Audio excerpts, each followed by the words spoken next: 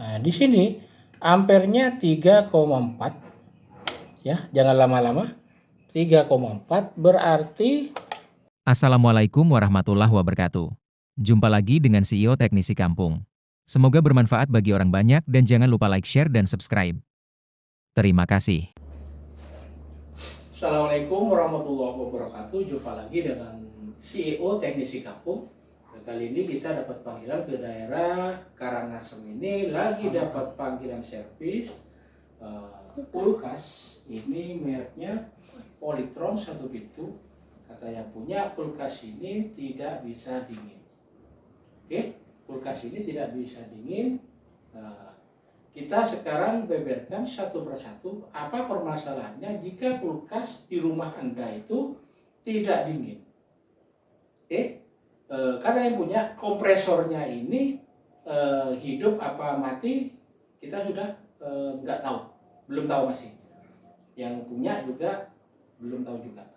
Oke, kita hanya memprediksi di sini apakah kerusakan jika kulkas di rumah Anda itu tidak dingin. Yang pertama yang harus kita cek adalah kompresornya. Jika dikolokkan ke listrik PLN, kompresornya itu tidak hidup, tidak bergetar. Nah, itu ada dua kemungkinan. Yang pertama, cek bagian overload sama PTC-nya. Itu yang pertama. Jika PTC sama overload sudah diganti, tapi tetap tidak hidup kompresornya, langkah yang kedua adalah cek bagian termostatnya. Soalnya jika termostat itu putus, maka arus listrik yang ke dinamo itu tidak akan pernah hidup. Akan terputus juga. Itu dua kemungkinan jika kompresornya itu tidak menyala. Yang ketiga, jika kompresornya menyala tapi kulkas itu tidak mau dingin, itu yang pertama kerusakannya bisa dikarenakan human error atau kena congkel bagian epapnya ini. Bagian epapnya ini itu kena congkel, bisa, itu human error. Dan yang kedua adalah bagian kondensornya. Dikarenakan sudah usianya, kondensor itu bisa bocor dikarenakan kalau kulkas yang kekinian itu kondensornya terbuat dari besi dan besinya itu tipis. Beda sama kulkas yang zaman dulu itu biasanya terbuat dari tembaga dan anti bocor. Sekarang kita cek sama-sama apakah kerusakan yang terjadi pada kulkas Polytron 1 pintu. Ini merek lama ini. Pemakaian sudah lebih dari hampir 10 tahunan, Pak. Hampir 10 tahunan.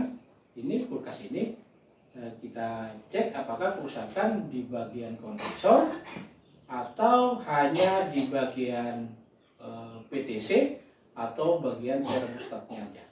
Yuk ikuti tutorial berikut ini, jangan lupa like, share, dan subscribe-nya.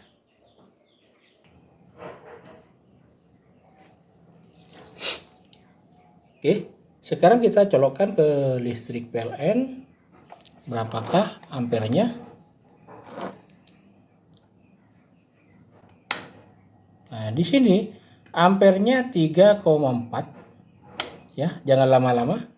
3,4 berarti kompresor ini tidak mendapatkan arus listrik, atau yang kedua kompresornya ini macet. Sekarang coba kita cek bagian PTC sama overloadnya. Sekarang kita buka bagian overload sama PTC-nya ini.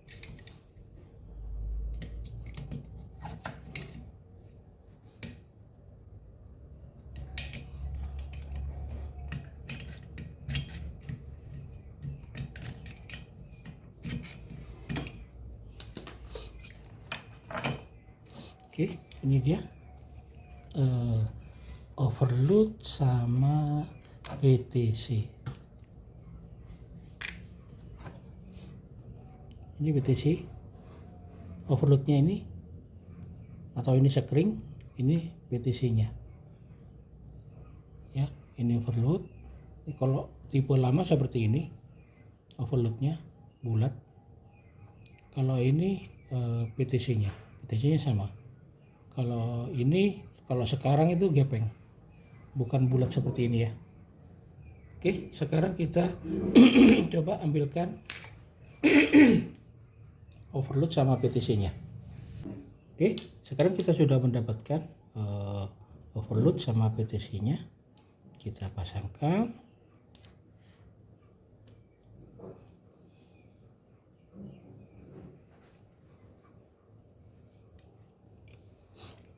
Oke.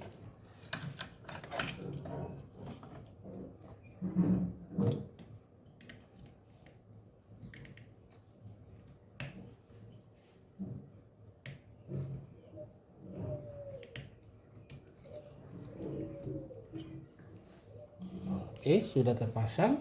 Coba kita colokkan lagi ke listrik PLN, apakah kompresor ini bisa jalan. Nah, ini kompresornya sudah jalan. Di sini tertera 0,83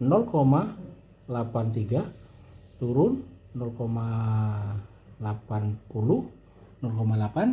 Sedangkan di nameplate kita mendapatkan 0,7 ampere.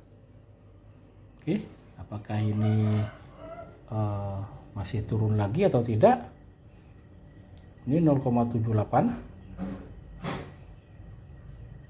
Oke, seandainya ini 0,7 atau turun sedikit, dan di bodi bagian pinggir atau bodi bagian belakang ini panas, berarti freonnya ini aman, tidak wajib diganti. Oke, sekarang kita cek dulu. Di sini ada groundnya ya.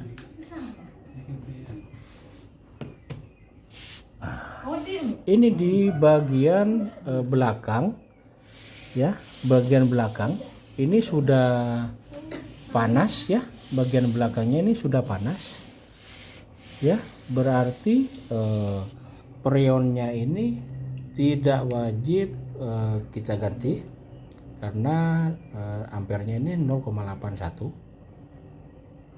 Oke, sudah bisa kembali normal lagi ya.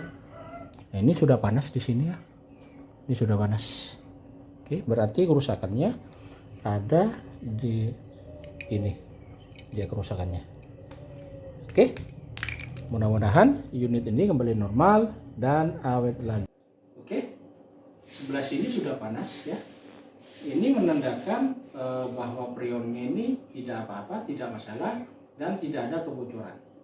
Jika di rumah Anda itu ada seperti ini, maka jangan panik, ganti aja overload sama PTC-nya. Oke, mudah-mudahan unit ini kembali normal dan awet lagi. Jangan lupa aktifkan lonceng notifikasinya agar tidak ketinggalan video-video terbaru dari tim servis kami.